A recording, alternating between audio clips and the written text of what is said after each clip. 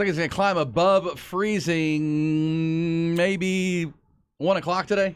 There you go. 1 o'clock today. So be careful out there. And that's only going to get I to need about gloves, 30. E. What am I going to do? I got to go get gloves. I'm just wait till the weekend, Buck, or what? You should have done it before. But I already have gloves in my car. Just like regular man gloves? Man gloves. I'm not talking about the ones from Home Depot that you're out digging stuff. I mean regular gloves, black isotoners. That Dan Marino used to give to his offensive line. That's what Dan Marino gave to his offensive line. Remember he did those? You don't remember those isotoner? I do. That's right. And I also remember O.J. Simpson, if the glove don't fit, you must quit. That glove. Yeah, I need one of those. I need 2 of those. Yes. I actually have some they're very warm. And I actually bought these cool black gloves when I was Batman for Halloween. So really? They were cool black gloves. So with the wings at the end of them and all that stuff? No, it doesn't have the wings at the end. You sure? I actually was looking, because I'm not big Halloween, but we had to go to a deal. And so I was looking for when I was making my costume, I was going to get stuff that I could actually use beyond did you wear your the costume. Spider-Man? You know, wear your Spider-Man outfit? Boss? I did. Oh, you did? No, I didn't go Spidey-Man. All day long? No, I was Batman. I was Batman. God. The mask, what is it? The Masked Crusader? Yeah. I like those Batman gloves, but they had those little things at the bottom. Things? Yeah. Well, no, they were just black gloves that kind of came up to my wrist, and so I'll put those on if I need to today. But I just going to cruise on home. If my fingers get cold, if the tips of my feet get cold and my fingers, I'm done. That's what does me. I'm warm everywhere else, you know. I got that's the very end of your stream there. Yeah, I mean, my crotchal areas and anything really stay warm, if you know what I'm saying. You know what I mean? Yeah, that's usually where you stay warm. But yes, the very ends of your fingers and your toes, that's the very end of the circulatory system. It's the very end. Hey, our buddy Charlie over at Callahan's General Store let us know that he's going to help out that family that lost their chickens. Oh, awesome. Charlie, good job. Charlie. Yeah, he said, let us know. We can help them out because they can replace those birds. He said the price of eggs not going down anytime soon. No kidding. Yes. And as I tell you about Callahan's General Store and their friendship and partnership with us, they do have live chicks. Yeah, my wife has wanted me to go that direction. I've done that before and did a fine job until all the raccoons and everybody else thought that, hey, I like chickens too. I like eggs and chickens. Yeah. I mean, I've got enough room to do a pen, but my next door neighbor has 1 million chickens and turkeys and ducks. Believe me, I hear it every Saturday morning. Next door? My goodness. You moved out in the country. What do you can't? It's like people move out and build a house by the airport. Dude, where I live in Dripping is not. It's in the country. I've been out near your house. No, I'm not. That's not farm. I'm not a farmer. How many acres does your neighbor have? He has like 5 or 6. Okay, yeah, he's gonna have birds. Oh, he's got it all. He's got 3 cows. I mean, what do you mean birds? Yeah, you're in the country.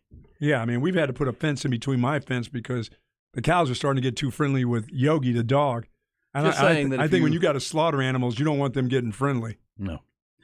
Don't want to name them. Don't make it personal. Don't make it personal when you have to put them down. When you move, like it's the people. I live on a golf course. You can't move into a golf course and get mad at their golf balls in your yard. I know. How did these golf balls get here? Yeah, well, that's part of the deal. You live in the country. You're going to deal with the some golf livestock. course was there before the house. Maybe is that how that works sometimes? Yeah. There was the lady. She's moved now, but she was on the new number 12 on the new 9 at Onion Creek. Long par 5, beautiful hole. But if you'd ever yank it up into her yard, which is easy to do, towards the street there. No, number 12 is along the creek on the back side. Oh yeah, down there. Yes. It's probably the longest hole in the course, second longest. Beautiful. But if you hick it up into her yard, she'd come out yelling and stuff. It's like, what are you doing? You're living on a golf course. Why don't you go ahead and move? Like, what are we doing? And sell out. Somebody will buy that house. Yeah. And you moved right in the middle of a par 5, like about 250 yards away from the tee box. That's probably going to take some damage. So for sure, the course was here before your house was here. Just know that when you bought it. But for you knew that there were potential for livestock out. I'm fine. I mean, I'm fine with the livestock. I just gotta, I get my neighbor will give me 2 dozen. Oh, he'll give me 2-3 dozen. I brought them in for Zay. It's just time for me to. It's time for me to go ahead and do my little chicken thing. It doesn't take a lot to do that. How many eggs will a chicken provide daily? Generally 1 or 2. Some 2. We had chickens at my house growing up, and that was my first thing I had to do in the mornings was go in there and stick your hand in there where the rattlers are. Well, this was in Lost Creek, so there wasn't any rattlers, but it was I mean, yeah, a few eggs every morning. Couple eggs, couple, they were 2, good 3. Too. You can really tell the difference. Chickens are cool, but they bring varmints. You know what I'm saying? Skunks like all that stuff. Oh, they all got killed by coyotes eventually. Nice. That's why I have a dog. This is when you weren't living in Lost Creek, I'm assuming. No, this is in Lost Creek. We had chickens in Lost Creek right here behind our station. Well, the corn that you feed the chicken feed generally brings the little varmints like the mice and the rats, and they bring the snakes who like to eat the rice, the rats and their little mice. So that's where I get a little bit nervous. I've gone into the chicken coop where the rattler was in there. He's not looking for the chickens or the eggs, but he's looking for the mice to go along for the feed. I don't like a lot of varmints. You know what I mean? I don't mind some. The raccoons are fine. They're big enough. Us the cycle of life. Yes, Yes. Got eggs. Then we're going to bring and they got chicken poop. You're going to bring varmints. Bring varmints. Bring little varmints. You're going to bring snakes. You bring snakes. I just love those eggs. I love fresh eggs. They are. It's different. I don't think Onion Creek's going to allow me to put up a chicken coop. What? Put a coop there at the corner. right there on the tee box at 10. Yeah, tell the people, hey, do me a favor. Quit driving your cart into my gate, and I'm going to put a coop out back. It only really affects your neighbors if you have a rooster. Like our neighbors at my house now have a chicken Don't even coop, say that. Don't say, yeah, they've got a and rooster. they have a rooster that I'm not getting 24 hours a day. You crows. See, I thought the rooster thing was that, and in the morning, they're done. That's all day. That's all day, though. Well, I believe me. Like I know. My guy has like 3 of those. Those dudes never stop. Never stop. They go all day long. Our first house after getting married was a rental that we had on Live Oak Street, right there downtown. Old Torf and Live Oak. And where Green Pastures is, it used to be the restaurant. We were right down the street from that. And the guy next door had a rooster. Yeah, there's got a couple right downtown. There's a couple sections of this chickens. Of our fair city of Austin, Texas, before I moved out to the country to Hays, Hays County, that people are trying to do all that city chickening, eat with like 3 roosters. My goodness. Cut me a break. Well, I don't think Onion Creek's going to allow that. Now, we do have a little cool system. If you have like an outdoor patio with access and a fridge that people will stock it with the cold Bud Lights, and you just stop in, come by and have put one? a 5-ski in there. What? Grab a beer. Oh, yeah. Just keep it stocked. It's what goes around comes around.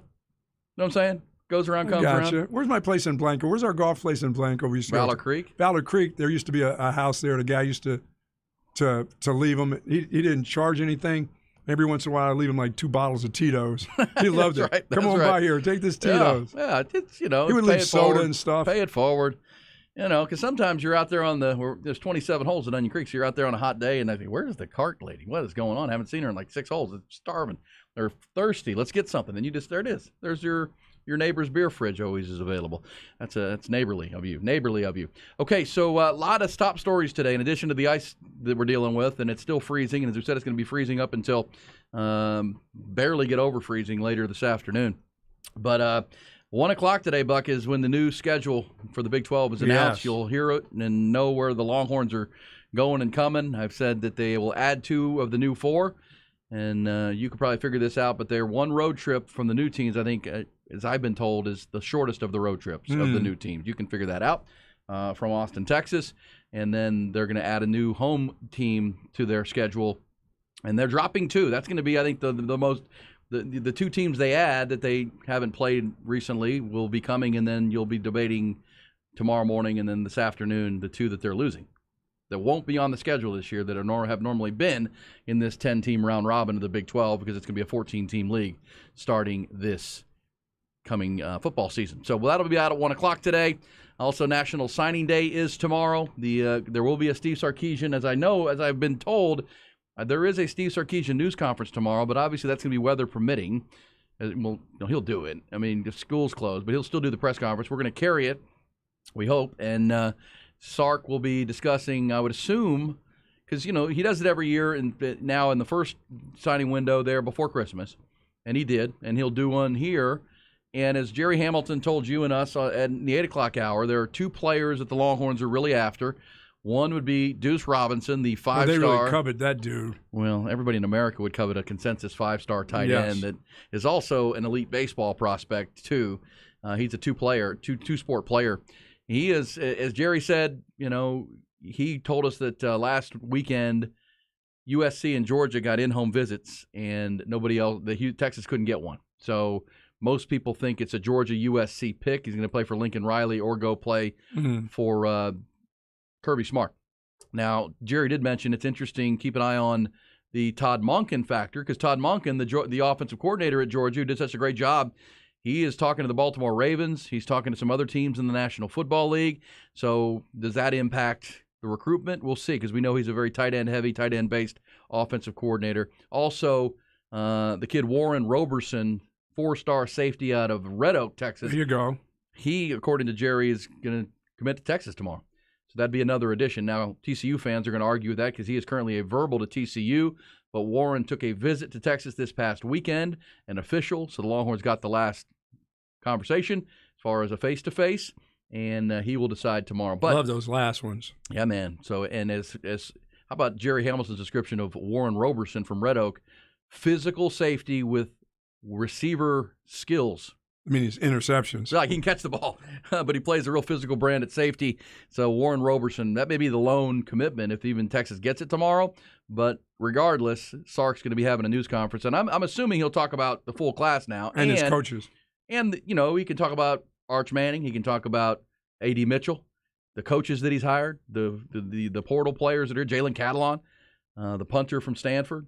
So they've significantly added pieces to this group. And Sark, I believe, will be talking about it tomorrow here on the Horn with Craig Way anchoring some coverage. All right, so we'll pick this up on the other side. We will get you set up for the rest of the day here on the Horn. We need to make sure that our whole crew can get here, right? For sure. Craig Way, Jeff Howe. We'll be hanging around for a while just in case. The Colonel Cam Parker is in there ready to go. Colonel Parker's here. He's ready to roll. But we'll get you set up for Light the Tower coming next.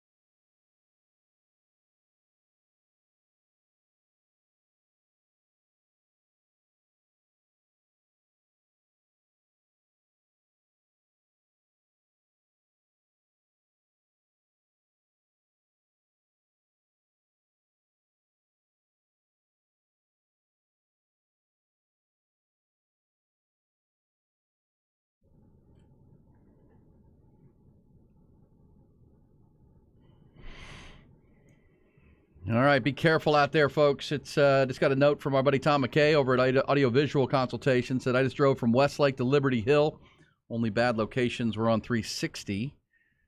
Our buddy Mike Hards just texted and said Mopac, where he's at, shut down. So careful where you go and make a plan and be patient and stay off the overpasses if you can. Yeah, I'm kidding about those gloves. Those gloves can wait till the weekend. Yeah, don't be out shopping. But I can lend you my gloves if you need. No, dude, I'm good. Okay, you good? Yeah, I can wait till the weekend. All right, good show today. Good conversations. Appreciate everybody. Jerry Hamilton and you, all the texters, whether you're bunkered down, hunkered down, and texting and listening on the Horn app or at hornfm.com. We'll have more coming up with Craig and Jeff and Light the Tower. Colonel Parker will be there as well. And 1 o'clock today, the Longhorns schedule, all the Big 12 schedule. I see Mack Brown was not happy with them. Mack Brown was a little miffed because the ACC also announced their new schedule yesterday. And old Mack Brown. Old Mack Brown had a he's 70-something now. I got to believe he's coming towards 1 or 2 years. Well, Tar Heel Illustrated quoted Mack as saying the ACC wasn't fair in the schedule that's being released tonight. He was very disappointed. He didn't go into details, but he said, you'll see. Now, obviously, this was... Does he have to go App State again or something? This preceded... Is App State on that line? It is. Oh, boy. I think... Now, looking at the ACC complete schedule, the thing Mac would be most disappointed about is their final 2 games are at Clemson and at NC State. Yeah, those 2 would make me mad. That's how they wrap up their season. They're both. Did you say they're both away? Yeah, November 18th and November 25th. Wow. But, the ACC, wait a second, they also, your only road trips are to Pitt, Georgia Tech, Clemson, and NC. There. And they play the Campbell Camels. Seriously, who's Cam? I never heard of that. Campbell Camels. Is that what they are? I got a member of the Atlantic Sun, I'm pretty sure. The A-Sun. Wow. Yeah. Yeah, I don't know. Mac's getting old and ornery, I guess. I don't know. I'm still giving Mac and his crew props. You know that they kept that quarterback too, right? Is he back another year? Who? Oh, yeah. Wow. Everybody came after him through the portal. NIL, did they? Drake May, yeah. Apparently trying to get him to come play there, but he's still at North Carolina. So Mack Brown, I don't know what he's miffed about. The schedule looks pretty fair to me. I mean, you only have 4 road trips, and I guess he's mad the last 2, Clemson and NC State. They could have broke those up somehow. On the road. But the NC State game's always the last game of the year, is it not? I mean, that's their in-state rival. Mm-hmm. And then, come on, Mac. It's just a schedule. As I've said with the Longhorn fans, I think you'll be not surprised who the 2 new teams they add from the new 4 schools. You're familiar with one, and the other is the shortest of the road trips, based on what I've been told. But hi, Gundy. I think there might be a surprise of the team that you don't play. You're going to lose 2. Now, I will say none of the teams you lose are in-state teams. I believe that's how that's going to play out. None of the are in-state teams, like state of Texas. You know me, how afraid I am of that Texas Tech group. Because everything goes through Loving. Yeah, and that Joey McGuire can coach. And here, TCU is still in this state as last check. Yes. And that's a road trip this year, by the way, I believe. That's a road trip to Fort Worth.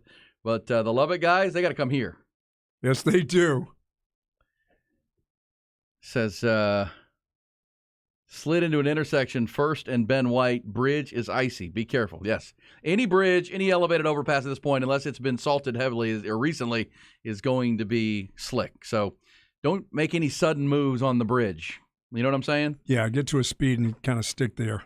You can drive on ice. You just don't want to try to stop or turn or do anything sudden, and that's when problems will arise. So if you're coming up on an overpass or a bridge, make sure you leave yourself proper distance, make a plan. Always look for a way out. Oh, well, when you get on that ice, sometimes there isn't any way to control it. But, all right. So be careful out there, folks. Drive safely, Buck. Be safe and get yourself home. I will.